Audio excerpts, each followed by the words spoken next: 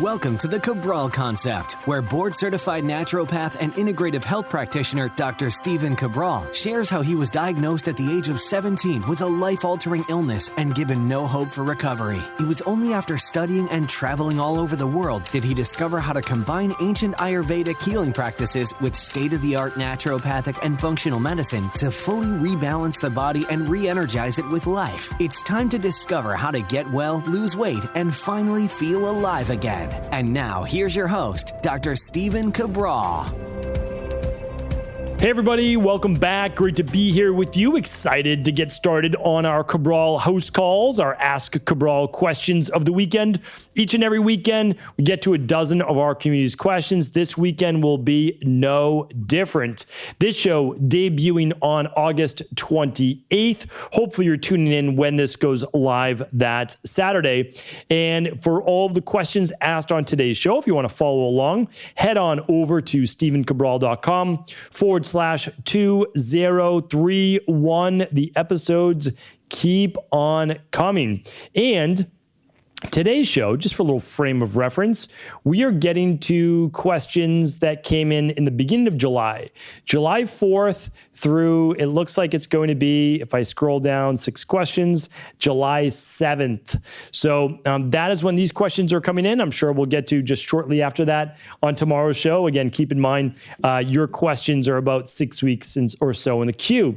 And it's been like that for almost the last year. So I'm pretty confident in saying that when you ask a question at Ask Cabral, you're going to get your answer within about 6 to 8 weeks time maximum live here on the weekend shows.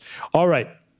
So without further ado, we're here to answer some questions. Let's do that. The first one's from Kate. Kate says, can you talk about nail fungus? I have it on all nails in one hand, only for 2 years, and nothing has worked. I've tried antifungals and various oils and home remedies.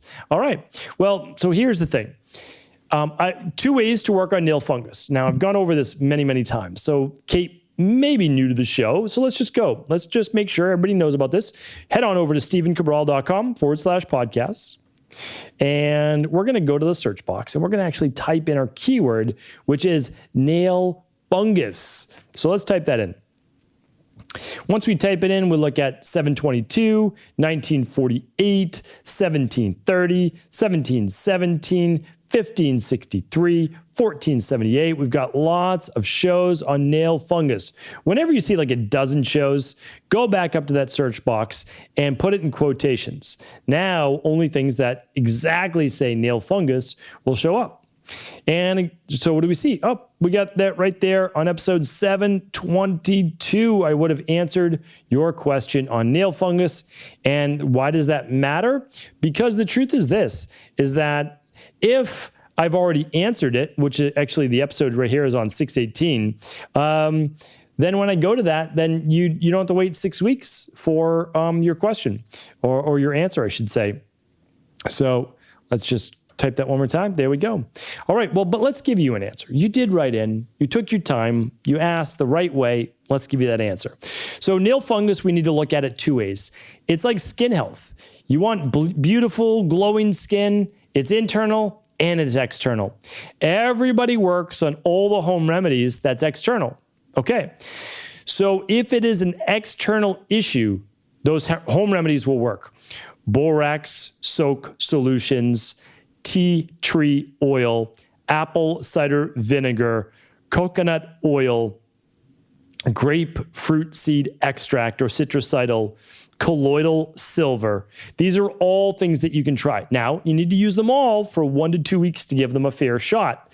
Baking soda soaks as well, like a borax soak or baking soda soak will work. Typically then after it dries, you're using apple cider vinegar. And after that dries, you're adding some type of tea tree oil or antifungal herbal to that as well. And it might even just be coconut oil. So those have all been proven to work, and they work fairly well, which is great. But the bigger issue is there's usually an internal issue going on. So for you, I can't recommend enough to run the Candida metabolic and vitamins test to see if you have yeast overgrowth inside. Because inside of your body, if you do, it can absolutely manifest itself on the outside as well. And no matter how much you do on the outside, then it will never work. It will never stick because the issue is internal, right? That's a really important one to look at. It's like people say, I want to improve my youthful skin. All right, great. I want to help you with that. And here are some great topicals that you can use. My wife discussed a lot of those in episode 2000. But if you're not getting enough protein, right? If you're hypocaloric, if your thyroid's not functioning properly, if you're more catabolic, if you're not taking things like zinc and vitamin C and advanced collagen support, then you don't have the building blocks. So no matter how much you do in the exterior, you're not working with essentially, well, a full deck, right? All the building blocks. So hopefully that's helpful, Kate. And again, everything that I speak about, whether it's the Candida Lab or a CBO protocol or citricidal drops or any of those things, they're at equi.life, EQUI.LIFE for your trusted source. Lorena is up next. Hello, I'm 25 years old. I'm a healthy woman. I healed myself from a wide range of health issues by following your protocol, so thank you very much for that. Lorena, I'm very happy to hear that. I continue my journey with the Daily Foundation Protocol Level 3. I eat a predominantly plant-based diet with some good quality animal protein twice a week. I eat 3 meals a day, exercise 5 times a week. I usually do a 12 to 14-hour fast on a daily basis, sometimes 17 hours accidentally on the weekends when I sleep in. But I was thinking of implementing the 24-hour fast that I know you do on Mondays, yourself. Haha. I don't want to lose more weight, but I would like to do it for health reasons. Do you think it's a bad idea given that I'm a woman and it might be taking it too far? Or do you think 24 hours once a week is fine? I wouldn't exercise on that day and would work from home relaxed. I'm a Vata body type, so don't want to take it too far with my nervous system, but really want to get those autophagy benefits. Great question. And I love this question. So first of all, you're doing amazing. Congratulations on life. That's fantastic. You healed yourself from all sorts of issues. So good for you. Here's an interesting way to look at it. On the weekends, just remember, it doesn't have to be Monday. So on the weekends, you're accidentally sleeping in 17 hours because you're sleeping in. Okay. Well, let's just roll with that. Let's just say, okay, Saturday, you're sleeping in 17 hours. Well, now we only have to go till another what? Let's do the math here. 6 hours, right? 7 hours for you to complete a 24-hour fast. So maybe we do your 24-hour fast on the weekend. Right? So it's one way to look at it is that, yes, I do mine on Mondays, but you may not need to. And you might say, well, you don't want to push it too far and lose too much weight. Totally get it. Just keep in mind, you can have a nice meal after your total time. And the truth is that you won't really lose more weight if your body doesn't have to. You just reach a natural equilibrium, and you can always eat a little bit more on the other days. So it's not like, you'll do totally fine because you can eat 600, 800 calories for a really nice meal, not overeating, but a nice meal to break your fast of that 24 hours. But, again, it's still probably half the calories you'd eat on a normal day. But if you took another 150 per day, which is not a whole lot of food extra for calories, and you spread it over the rest of the 6 days, you'd make up those calories. So I wouldn't worry about the weight loss. I would just worry more about, is it too much stress in your body? But the truth is, the only way that you would know that is to begin to implement it. And 1 day a week is really not going overboard. If you started to see lower levels of thyroid or becoming more catabolic, that's a different story. So, you're on the right path. You're doing an amazing job. What can I say? Just, you've got it down. Don't exercise in that day necessarily, but you can work on metabolic flexibility. And that's the ability to go that day, if you can, to get greater autophagy-based benefits. So I'm going to keep it at that. I'll let you decide. And remember, I do mine 3 out of 4 Mondays a month. That means if one Monday I'm ever not feeling it, I don't do it. And you could think about doing the same. Darren's up next. Hey, Dr. Cabral, I appreciate all you do for the community. You may likely receive this either during or after the Olympic Games, but I have a question with regard to the controversy surrounding 2 young athletes. Christine Maboma, I apologize if I'm not pronouncing that correctly, and Beatrice Masalingi, both 18 years old from Namibia, among the fastest in the world over 400 meters even at that age. However, even though both of them were born female and grew up as such, the international governing bodies are saying they must take drugs to reduce their naturally occurring testosterone if they want to compete in women's 400 meters, because their naturally occurring testosterone is considered too high. They must medically limit that level to less than 5. So I'm not going to go through all the details. So basically, what's going on is their hormone levels, even though born female, are naturally on the higher testosterone side. And this does happen. This actually happens. Women don't want this to happen when they have PCOS. A lot of the women that I work with specifically. Now, for an athlete, the testosterone would actually be a benefit. There's no doubt about it. So Darren's asking, is there a way to do this naturally, like lower testosterone naturally in women? And the answer is yes. So when we work with women with PCOS, we're dealing with blood sugar issues, testosterone, elevated levels of cortisol, lower levels of thyroid, and estrogen dominance. Some women are unfortunate enough to have all 5. Some women, it's just 1 or 2 or whatever it might be. So we're actually pretty proficient at lowering testosterone using certain herbs for women. The product that we're using right now is called T-Quench, I believe. You'll find that over at eco.life. Actually, I would just use the search bar because I don't know the exact URL. Eco.life, you'll see that there's saw palmetto, there's pygeum, there's a few other products in there. We will also, to make sure that we control blood sugar, and then for women with higher levels of testosterone, we would actually look and check for PCOS as well, as a potential reason for that too. And then if needed, if the adrenals are in overdrive and they're producing or just actually the facilitator of producing more testosterone, then we would look at calming the adrenals with adaptogens such as adrenal soothe and phosphoserine. So hopefully it's a good place to get started. Again, I can't give you any medical advice, but certainly there are ways to do this naturally. I have never worked with a female athlete to lower her testosterone because of the position that these 2 women were in. But I've worked with many women with PCOS to help lower testosterone to a natural level. All right. So Darren, hopefully that was helpful.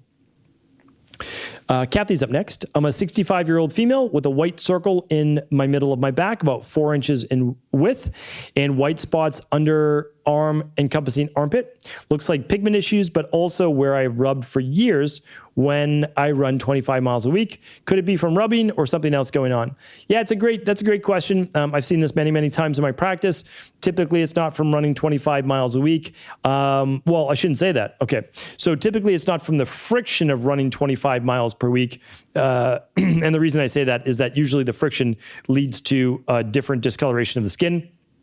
Sometimes just like a red rash, sometimes a darkening of the skin, not typically a lightening of the skin. And the reason is that friction typically always creates a darker surface. So for example, when I was doing one of my internships in Beijing in China, I worked with just absolutely phenomenal chiropractors and Chinese physiotherapists there.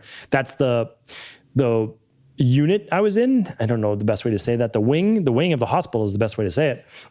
And they did a lot of body work. And some of that was acupuncture. A lot of that was like tuina, physical body work. And then some of it was what they called minor surgery, which wasn't really surgery. It was breaking up fascia using what loosely translated in English to called tiny knife. And they would break up the fascia, which is very, very painful. Anyway, they would use mainly their elbows for a lot of this soft tissue work. And over time, their elbows would actually turn very, very dark in pigmentation from all of the constant friction.